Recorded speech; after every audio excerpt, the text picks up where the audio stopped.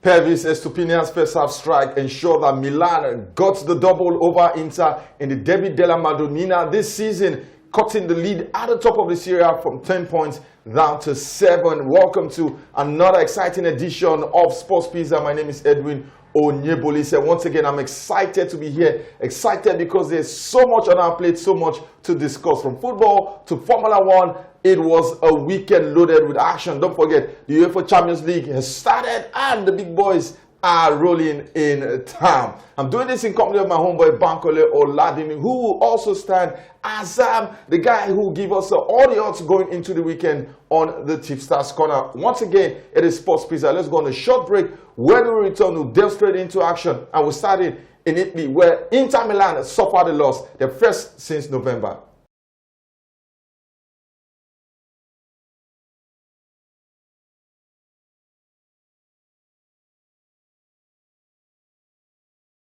Welcome back from that short break. It's time to delve into action. But hey, I can't start without introducing my homeboy, Bankole Oladuni. Banky, what's up? How you doing? I'm good. I'm buzzing. Yeah, you can tell. It was a fantastic weekend for me. Not just in football, also George Russell. Winning Formula One. The Old Firm Derby, it was a boring match, but the scenes outside of the pitch also was something that I found interesting. Really? Yeah, it was disturbing. It was disturbing, by the way. But you like violence? Not violence.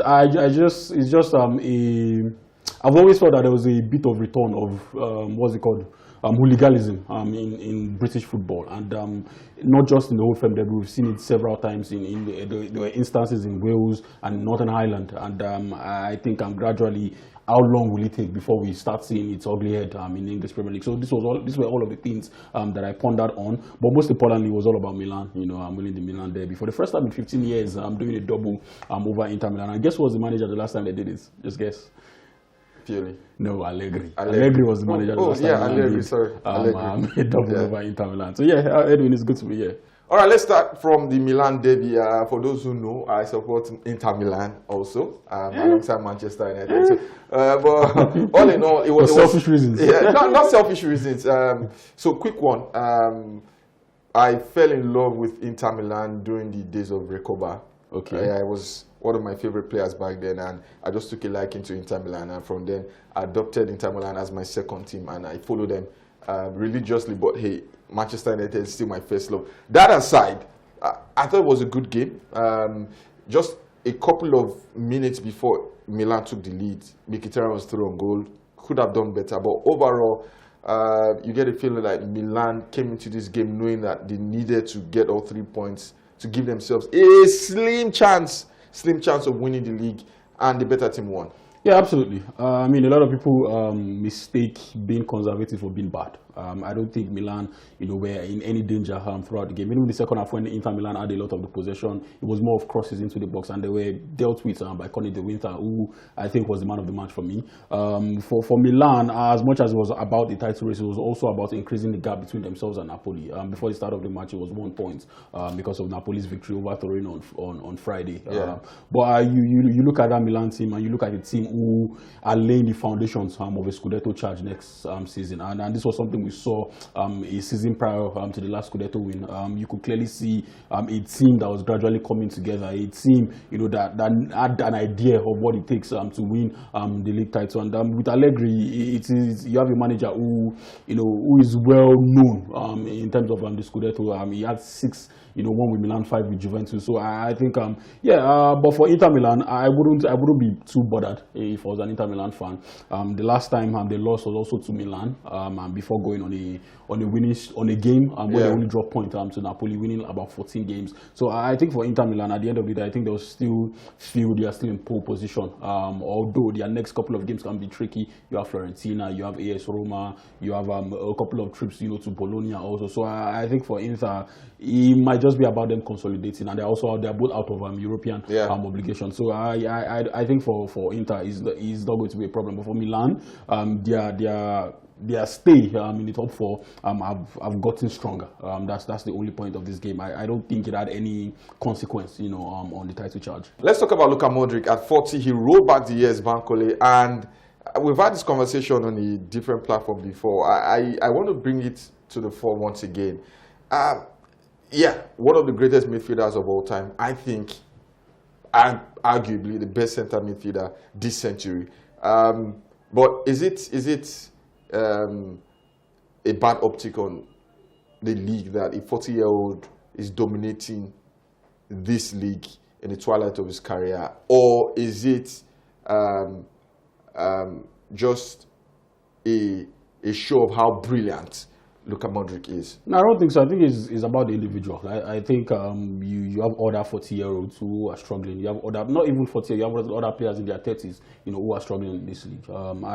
You look at Thiago Silva, and when he went to Chelsea, he was about 35, 36, and he was probably the best defender in the league. Robert Lewandowski moving to the La Liga, was also in his 34, 35, and he scored a gazillion number of goals, also for Barcelona. So I don't think it's about the age of the player. I think it's about the ability of Luka Modric. And you look at his athleticism. I think a lot of people underrate how much of an athlete Luka Modric is. The way he covers ground, even at that age, his off the ball movements, the defensive coverage for the team. Yes, he's not going to cover a lot of ground like Adrian Rabiot or Fofana, but he does his own beats. Yeah. And on the ball, he's probably one of the best passers of the ball in the league. You look how Kevin De Bruyne is struggling, with Napoli. Even before he got that injury, there was a clear case of a misfits, in that Napoli team. But with Luka Modric, you don't have any of that. He has come in, and at some point, whatever you need him to do to set the tempo of the game, if you need him as a creative outlet, he does that, for Milan. And I think it has also helped that he's playing in a team that does not run a lot. On the counter attack, you have a passer like Luka Modric, you would always, enjoy. So I think it's not about his age. I don't think it's an indictment, on the league. I think it's just the brilliance of Luka Modric. All right, we'll leave Italy. I will go straight to the Spanish La Liga. The two big boys won over this weekend, and let me put you on the spot. Atletico Madrid, Real Madrid, FC Barcelona. Who is most likeliest to win the UEFA Champions League this season? The likeliest to win the Champions League. Now that's a difficult question, because I'm looking at the draw or the side of the brackets for each of these teams. For Atletico Madrid, they're in the same bracket with Barcelona, so there's a chance that both teams might cancel each other out. For Real Madrid, they're in the bracket of demons. You have Man City, you have PSG, you have Bayern, all in that bracket. And with the form of Real Madrid, I would automatically assume that they are not coming out of that bracket. But on the other side, I think Barcelona stands a chance of getting to the final. And for a Barcelona team in a one-off game, I wouldn't want to underestimate them, especially against any opponents from the other side of the bracket. So for me, I think it will be Barcelona. They are a team who are gradually coming into their own. A lot of things have been made about their defensive weakness, but this at the turn of the year, they've cared about eight clean sheets, in all competition, which is an uptick, in their defensive side of things. So for Barcelona, with the form of Lamine Yamal, the form of Pedri, maybe Ferran Torres not so much, but Robert Lewandowski is getting in the goals these days. I think it has to be Barcelona for me. When you consider all of these things, and also the side of the bracket at which they are in, it has to be Barcelona. And last time out, you said Harry Kane is the best player in the world. Absolutely. If Harry Kane is the best player in the world, is Lamine Yamal the second best player in the world? Is Lamine Yamal the second best player in the world? I don't think so. I wouldn't put Lamine Yamal as the second best player in the world. In terms of, so when I say the best player in the world, my metric is mostly the entire season, not just a couple of weeks. I look at what he has done since August till March, and I don't think he has shown enough consistency to be regarded as the best player, as the second best player in the world. I think when you take a realistic look at it, there's still a certain Kylian Mbappe who I would consider as the second best player in the world. Even in the Premier League, I think I can even take a certain Erling Haaland, ahead of Lamine Yamal. Yes. This season? Yes. I think I take Erling Haaland ahead of Lamine Yamal. He's a great player, no doubt, but in terms of his body of work. This season, Bankole, sorry to cut you. This season, he's been very decisive for Barcelona. He's been very decisive since the turn of the year.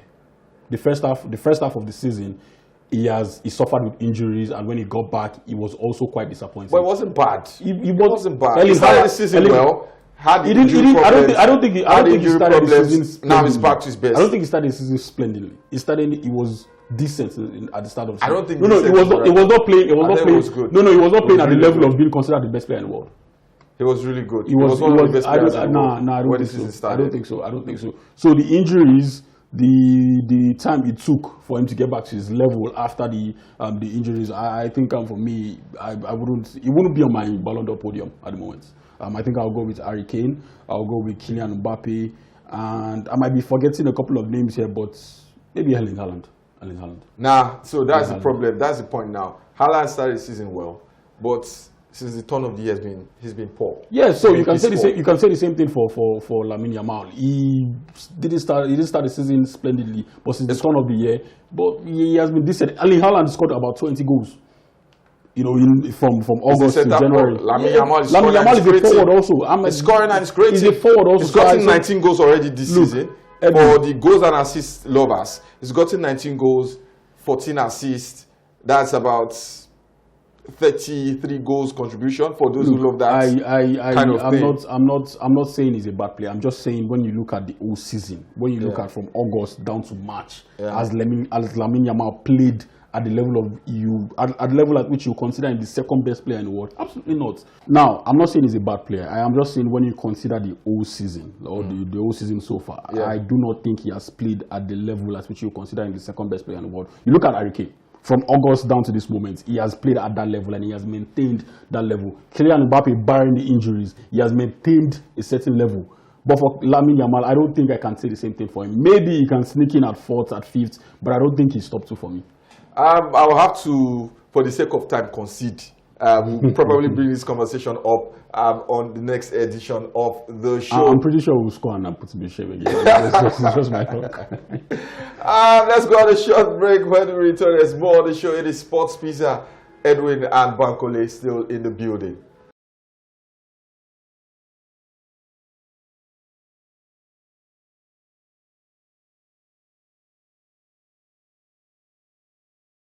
Welcome back. It's the second half of your favorite sports show, Sports Pizza. Edwin and Bankole still in the building. Banky, let's do something for our Premier League fans. No Premier League games this weekend, but we had FA Cup actions. Both Man City and Arsenal still in the hunt of a quadruple. Now, we know how the British media tend to fan the flames of such conversations. So let us put on the jacket of the British media and try to fan these flames on the show.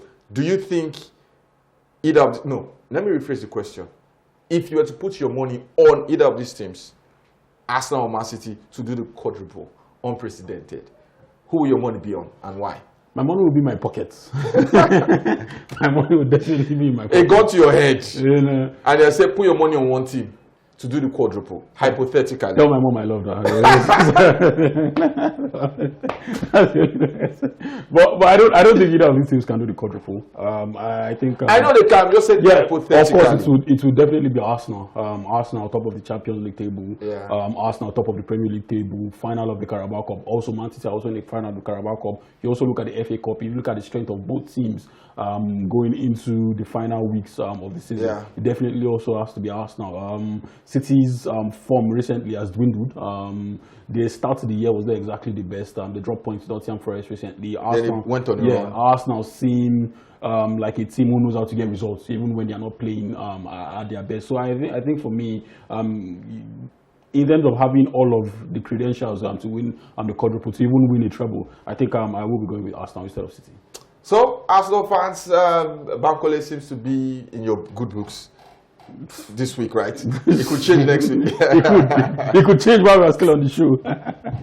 All right, let's leave football and we'll head straight to Australia, the first Grand Prix of the year, the Australian Grand Prix. And there were heightened expectation on what to expect, the new changes. In fact, the biggest change in the history of the sport. And Mercedes dropped the gauntlet. Guys, come and challenge us. Yeah, absolutely. Especially when you consider how they took advantage of the loophole in the engine compression ratio. Yeah. It was a clear concern from every other car as to how they will be able to catch up with Mercedes. I think it was something that I was expecting also. I think the first half of the season, it would be a clear case of Mercedes trying to run away with it. And then the second half of the season, when other drivers have figured out, how to adapt or acclimatize with their car, then we'll start to see a sort of challenge. And for a driver as experienced as George Russell, I think it's going to make up for a very interesting race at the top of the table. I think for Ferrari and Charles Leclerc, like I always say as a Ferrari fan, I always have this expectation, and at the start of every season or at the first couple of races of every season, the expectations come crashing down. But for Leclerc, he seems like the only capable driver right now in Ferrari. No disrespect to Lewis. But how is he finished fourth? No. I'm not. I don't. I have zero expectations on Hamilton. If he comes out good, fine. If he doesn't, fine. But I don't think his head is in the game anymore. I think his relationship with the hierarchy at Ferrari also is probably at its lowest. So for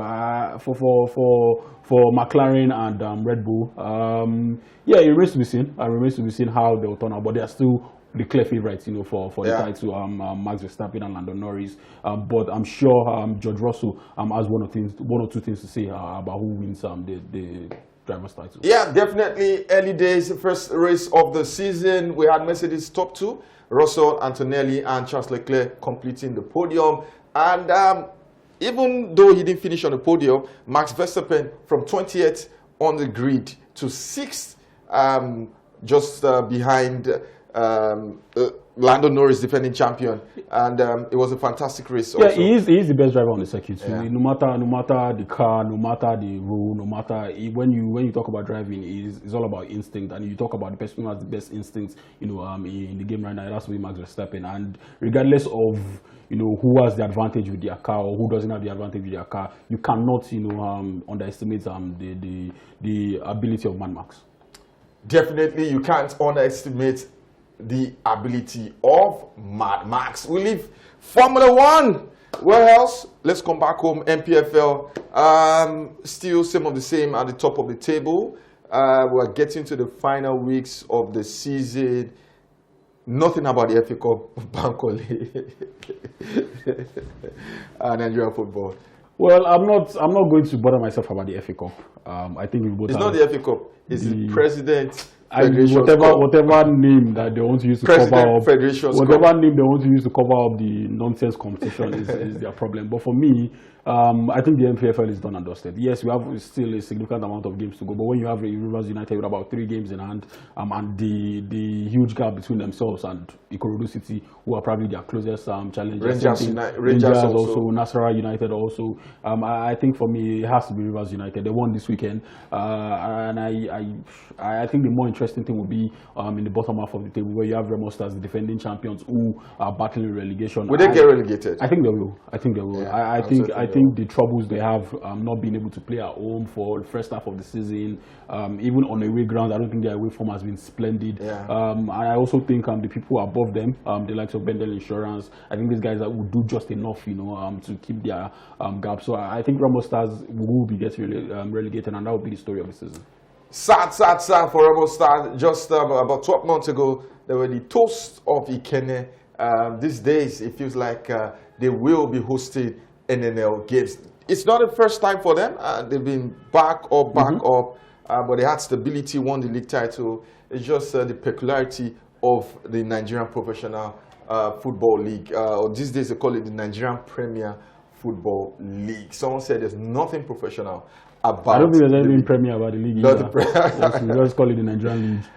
Guys, let's not bore you with too much talk. We'll go to break. We'll give you a video for the week. When we return, we'll wrap up with the Tipsters Corner.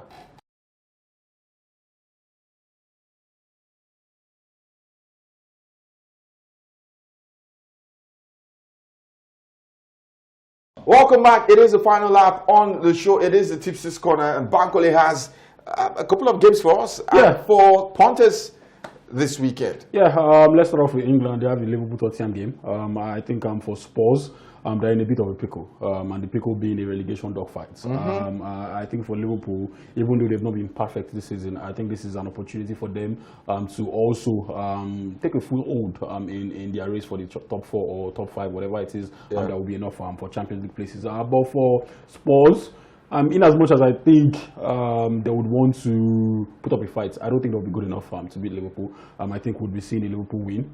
Liverpool 1 up, 2 up, whatever it is you prefer. Liverpool to score 1.5.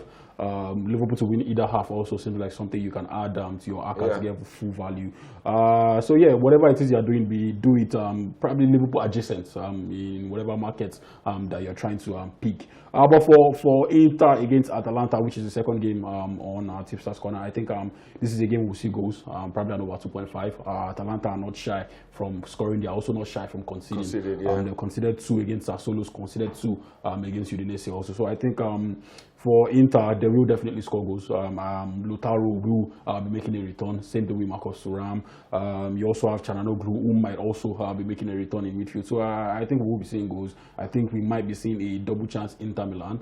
And over 0.5 second half is also something that I go to add full value to your ACA. There you have it. Always remember to bet responsibly. You have to be 18 years and above. And Sports Pizza is not liable for any bet loss. We will give you expert analysis, opinions on the possible outcomes of these games. This is where we draw our curtains on today's show. It is Sports Pizza. Remember to follow us on our social media platforms. We also have a YouTube page dedicated for you. You can go there and watch previous editions of the show. Thank you, Banky, for being a part of today's show. Always a pleasure doing this with you, Edwin. And from me to our audience, have yourself a lovely weekend. And from me, Edwin Onyebole said, do have a fantastic sporting week, and we're looking forward to another edition of the show.